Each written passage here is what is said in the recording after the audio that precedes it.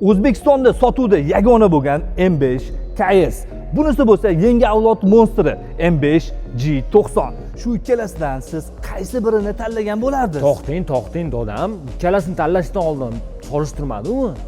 Agar videoni ustiga 2 marta bosib qo'ygan bo'lsangiz, biz obzorni boshladik. F90 kuzovidagi BMW M5 KS.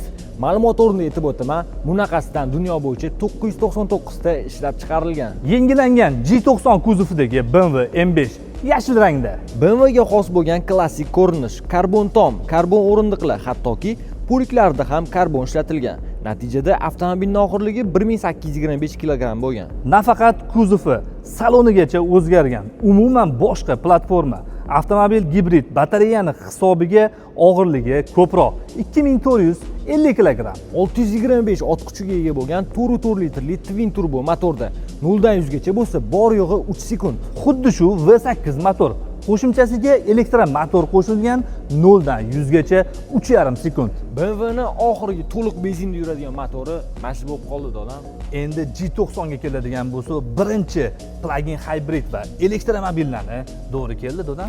M5 KS vajohatli ovozini eshitib ko'ramiz.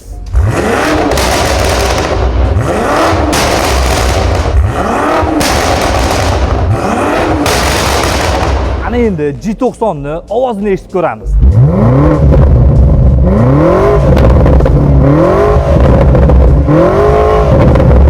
Bu ovoziga bitta like qizartira olmasangiz bo'lmaydi dodam. Qizartirdingizmi? Qizartirsangiz xursand bo'laman. Eng qiyin joyi tanlovni sizga qoldirdik. Shunaqa eksklyuziv videolarni o'tkazib olmaslik uchun bizga obuna bo'lib qo'ying.